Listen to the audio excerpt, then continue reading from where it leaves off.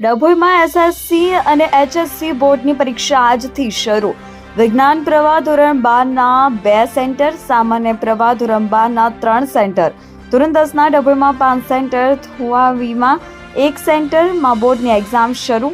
એસએસસીના 1563, HSC વિજ્ઞાન પ્રવાહના 567, સામાન્ય પ્રવાહ 674 વિદ્યાર્થીઓ આપશે પરીક્ષા। ડભોઈ કેન્દ્રની 4 શાળાઓમાં ધોરણ 10 અને ધોરણ 12ની બોર્ડની પરીક્ષાનો પ્રારંભ આજથી કરવામાં આવ્યો છે। વિદ્યાર્થીઓને ચોકલેટ, પેન, તિલક, કુમકુમ કરી મોઢું મીઠું કરાવી પ્રવેશ આપવામાં આવ્યો હતો।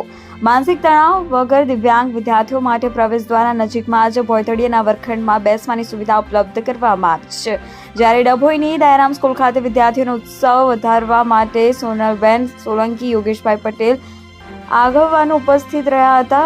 ગુજરાત માધ્યમિક અને ઉચ્ચતર માધ્યમિક શિક્ષણ બોર્ડ ગાંધીનગર દ્વારા તારીખ 27મી ફેબ્રુઆરીથી ધોરણ 10 અને ધોરણ 12 સામાન્ય પ્રવાહ અને વિજ્ઞાન પ્રવાહની પરીક્ષાનો પ્રારંભ કરવામાં આવ્યો છે।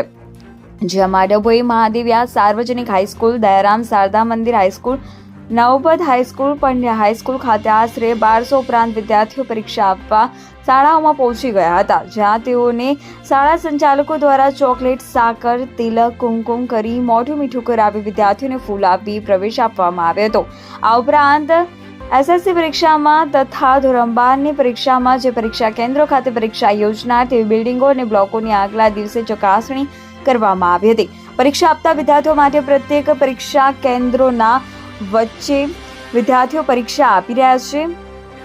મહાદેવિયા હાઈસ્કૂલના આચાર્ય સફીભાઈ ગોરીએ વિદ્યાર્થીઓએ બિનજરૂરી સાહિત્યને પરીક્ષા કેન્દ્રો ખાતે ન લાવવું જોઈએ તેવી સમજ આપી હતી અને હાઈસ્કૂલોમાં પરીક્ષા કેન્દ્રો પર પીવાનું શુદ્ધ પાણી, જરૂરી દવા, ORS સહિતની જરૂરી પ્રાથમિક દવાઓ સાથે મેડિકલની ટીમ, જરૂરી વ્યવસ્થા અને સ્વચ્છ સેનિટેશનની પ્રાથમિક સુવિધા ઉપલબ્ધ પણ કરવામાં આવી હતી। આ ઉપરાંત પરીક્ષા ખંડ હવા ઉજાસવાળો, સ્વચ્છ સાથે દિવ્યાંગ વિદ્યાર્થીઓ માટે પ્રવેશ દ્વારા નજીકમાં જ ભોયતળિયાના વર્ગખંડમાં બેસવાની સુવિધા ઉપલબ્ધ કરવામાં આવી હતી।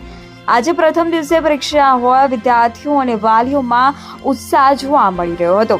આ કાર્યને સફળ બનાવવા માટે ભાજપ મહિલા મોરચા પ્રમુખ સોનલબેન સોલંકી, પરશુરામ સેના પ્રમુખ ચિરાગ જોશી, સંજય પંડિત, જતીનભાઈ પટેલ, અશ્વિનીબેન પટેલ દ્વારા ફૂલ, કુમકુમ, તિલક અને મોઢું મીઠું કરાવી પેન આપીને છોકરા છોકરીઓને શુભેચ્છા પાઠવવામાં આવી હતી। રિપોર્ટર વિવેક જોશી, ડભોઈ।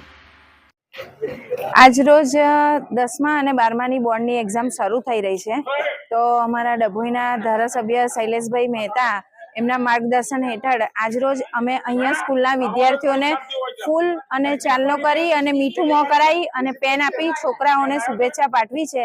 તો ડભોઈ તાલુકામાં અને ડભોઈમાં જે 10માની 12ની બોર્ડની એક્ઝામ થઈ રહી છે, તો બધા વિદ્યાર્થીઓને અમારી ખૂબ ખૂબ શુભેચ્છા છે અને સૌથી સારું પરિણામ આપણા ડભોઈના લોકો લાવે એવી શુભેચ્છા પાઠવી છે અને ધારાસભ્યના માર્ગદર્શન હેઠળ આજ રોજ છોકરાઓને ખૂબ ખૂબ એમને પણ શુભેચ્છા પાઠવી છે અને એમના માર્ગદર્શન હેઠળ જ આજે અમે અહીંયા પેન વિતરણનો કાર્યક્રમ કર્યો છે। છોકરાઓને ગુલાબને મોં મીઠું કરાવી અને એક્ઝામની શુભેચ્છા પાઠવી છે।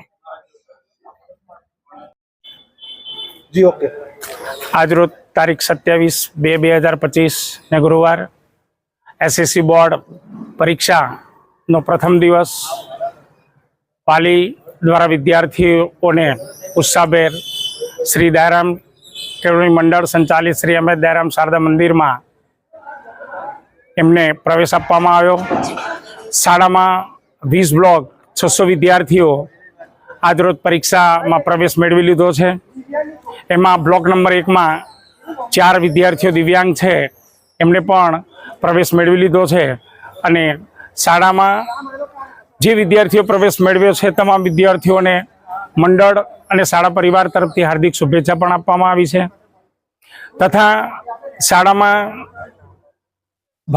ભારતીય જનતા પાર્ટી દ્વારા વિદ્યાર્થીઓને પેન આપી વિદ્યાર્થીઓને પ્રવેશ આપવામાં આવ્યો અને ડભોઈ કેન્દ્રમાં આશરે 1250 વિદ્યાર્થીઓ 4 શાળામાં અલગ અલગ શ્રી અમૃત Dayaram Sharda Mandir, Shri RG Pandya high school Dabhoi, Mahadevia high school Dabhoi, Navpat સાર્વજનિક હાઈસ્કૂલ ડભોઈ, આમ 4 શાળાઓમાં આશરે 1250 જેટલા વિદ્યાર્થીઓ બોર્ડની રેગ્યુલર પરીક્ષાઓનો આજે શુભારંભ થઈ રહ્યો છે।